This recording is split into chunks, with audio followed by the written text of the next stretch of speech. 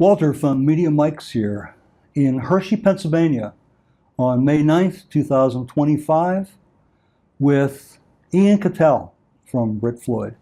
Ian, thank you so much for taking the time to sit down and chat with us a little bit. Of course. Yeah. Really appreciate it. Well, thanks for coming.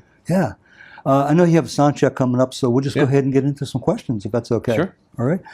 First one is, having been with Brit Floyd since its inception, basically, how has your interpretation of Pink Floyd's music evolved over the years, let's say both musically and emotionally? Well, I mean, I've always, especially singing the Roger Waters parts, it's always been, you know, an overtly emotional performances and all of that. But I guess it's been interesting to just dig into it, the material further, also playing different interpretations of it. For instance, a couple of years ago we did, last year we did the Pulse, celebrated the Pulse tour, and so, you know, I you know, the just the way that to approach the bass is completely different between like Guy Pratt and Roger Waters. And you know, even that, it's just digging into the parts and making it a powerful show. It's just you try to have your emotions you know, come through when you're playing, and it's when you shift gears into a completely different somebody else's shoes. It's just sort of, it keeps it fresh and interesting. Yeah, okay. What do you think your biggest challenge in channeling the essence of Pink Floyd's music on stage and bringing your own personality to the performances? Well, yeah, I mean, if you listen closely and you're intimately familiar with the material, you can hear us in there too. Because you know, we've been doing it for a long time, so it's fun to have a little bit of freedom in there to put our own little bits in there. So it's that also keeps it fresh. Can you walk us through your preparation process, say before you perform the songs, like Comfortably Numb, the Echoes? I know you guys did Echoes a couple years ago too, right? What's it like emotionally, and how demanding is it to get ready to do those kind of iconic pieces? Well, I mean, as far as getting ready before the tour, or you mean on the day? On the day, yeah, on basically, the day. Yeah. Well, it's. I mean, I always say to the you know, the people we meet, you know, that in the meet and greets and an after show and things like that, that the energy for the show comes from them. You know, we just feed off of that energy. You know, we've been doing this a long time, so you know, just playing Pink Floyd in my studio, you know, it doesn't have that same response. Obviously, you know, it's a good place to work on the material and you know, perfect things, but the energy of the performance really comes out when you have that audience, you know, interaction, just seeing and feeling the sort of electricity coming from them being at a big show and seeing what's going on. So it really happens in the moment when I'm out there doing it. Yeah. Does performing at Red Rock make a difference too? Oh yeah, I mean, that place is like no other in so many ways. First of all, it's the biggest show we consistently do. I mean, we play for bigger crowds, but at festivals where people are there to see loads of other bands, but they're there exclusively to see us. And it's not only that,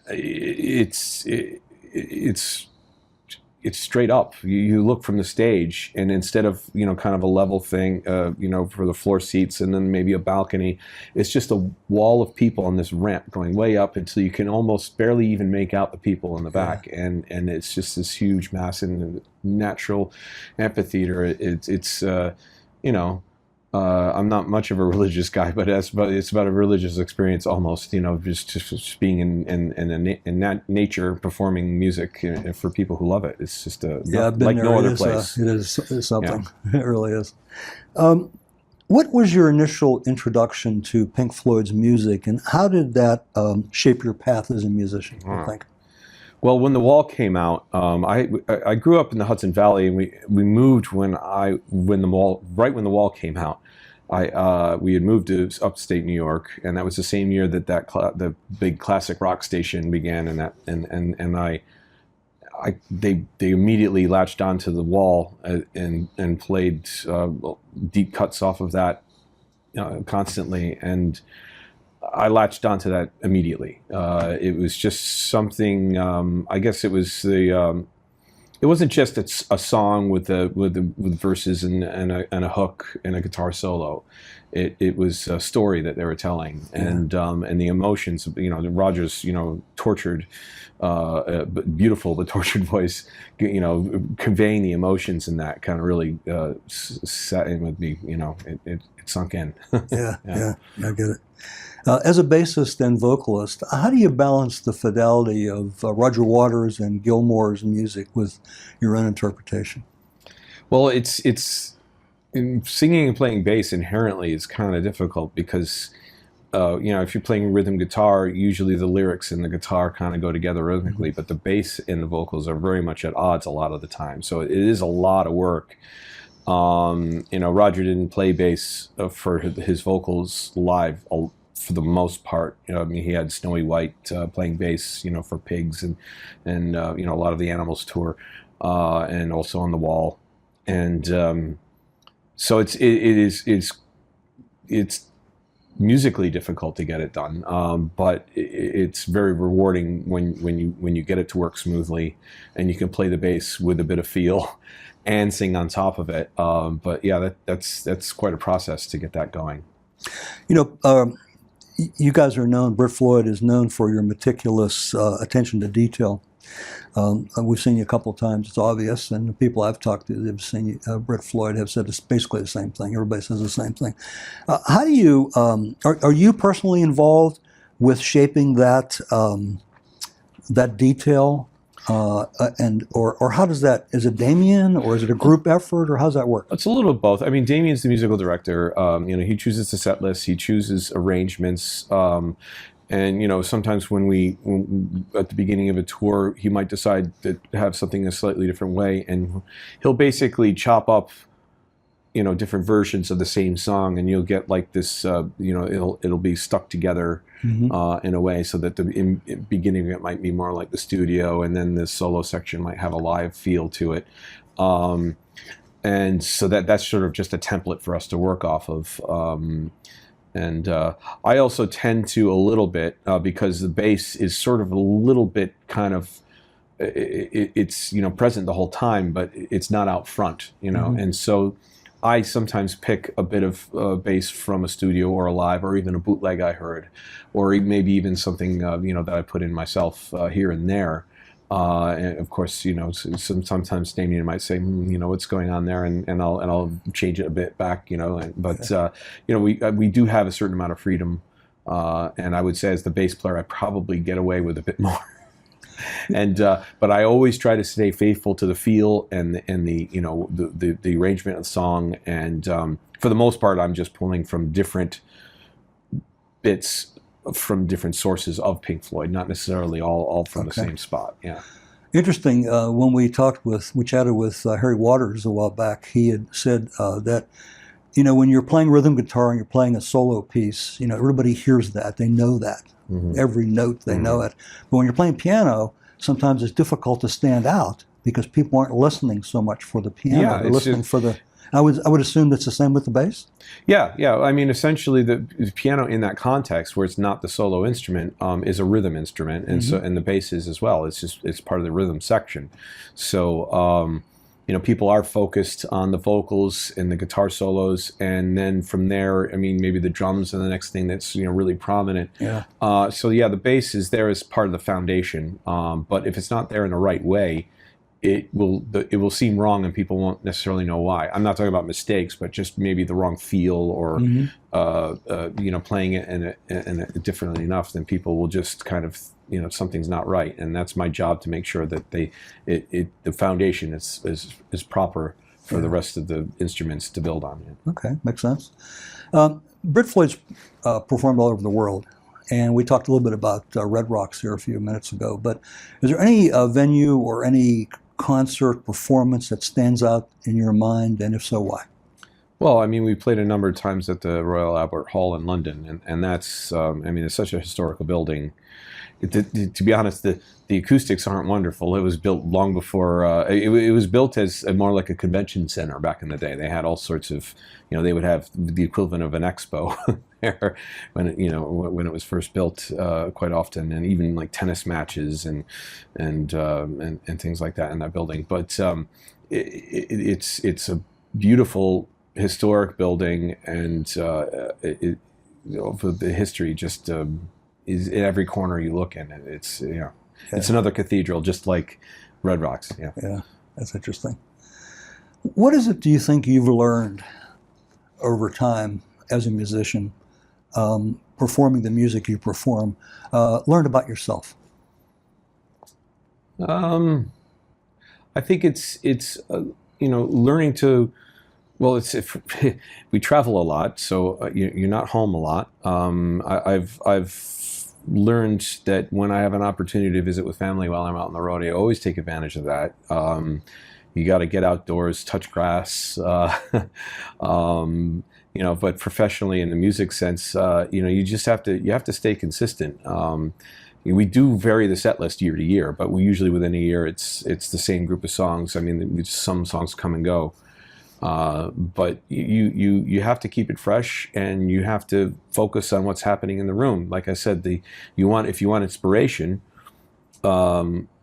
that you don't see every day. Every crowd is different, and you see different people in front of you, and they're all there to see you do what you do, and it's important to give them what they came for. Yeah. And that's the way that's the band's success right there. I think is making sure that everybody leaves the concert going, wow, I want to see that again, or I'm going to go tell my friends to come see this band. So you kind of answered my next question in a way, but it was going to be, you were a tribute band to a iconic band. Everybody knows Pink Floyd. Whether you necessarily are in love with their music or not, you know their music. You know, how do you keep it fresh? How do you keep fans in the future engaged? And how do you keep it interesting? You said a little bit about it. Every year we change the theme. The lights are different. I mean, there's many things. Many elements are the same. There's almost, I mean, assuming the venue, sometimes the venue doesn't fit, the circular screen. Occasionally we do a gig without that, but there's always a circular screen. But we try to vary the video presentation. The lasers are fresh every year. Tyler Ledent is our laser artist and coordinator, and he's fantastic. He does a great job of changing it up every year. And improving the show, and then we also try to improve the show, where we might take on a different arrangement or a even after hearing and playing this stuff for so long, sometimes you realize that you might have drifted a bit, or you hear something new in the recording that you hadn't really noticed, and we try to do that. And again, it's like you said, that it's just making sure that you're there and you're present, and even if you're tired that day, and or you can even be ill, you have to play with a cold or something like that, and right. It doesn't, the person there, I mean, I'm sure they would wish you wouldn't have had a cold, and they feel for you, but they want a good performance, and that's why they you don't want to let them know that you're not feeling well. You don't want them to go, oh well, it was a good performance, except it was kind of under the weather. You want to make it through so they don't notice that. And it's for them. It's for the crowd. I've heard many performers say they try to leave it all on stage, and I guess that's what you're saying. Even with a cold or whatever, it doesn't matter. You're there for the folks who bought the tickets to come and hear you. Yeah. Sure. What was the one question that you wish I would have asked you that I didn't? Oh, I don't know. Well, you didn't think of it. I'm having a hard time thinking of it too.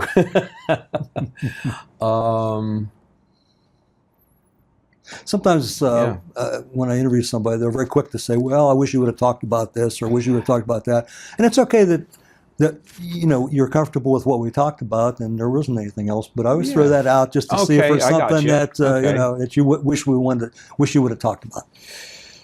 Oh, I mean, maybe the fact that we've been doing this a long time, and I've been changing up the basses that I play. Maybe something specifically about the gear. I mean. Okay.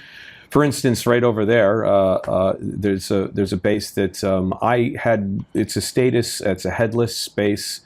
It looks kind of un-Floyd-like, but I used to have one in the 90s, and I sold it. And you always say never sell an instrument, but so I found another one that was even better in shape than the one I had, and I'm glad to have it.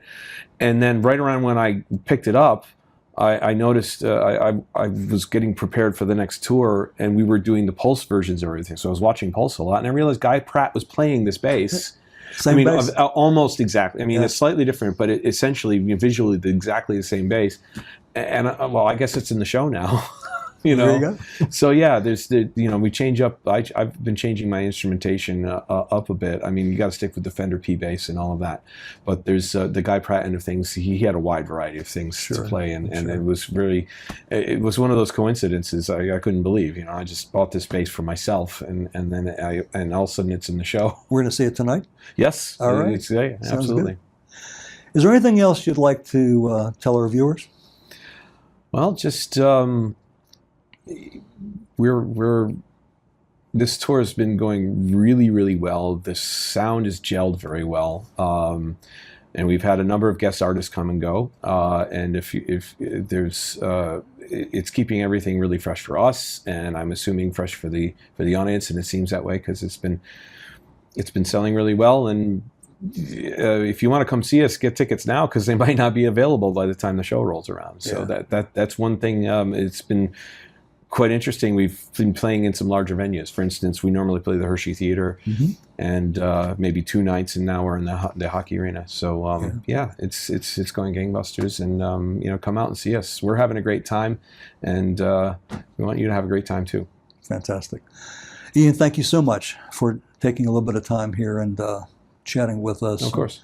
Of course, our viewers will be happy to hear what you had to say. We greatly appreciate it. All right. Well, thank you for having me on. Thank you.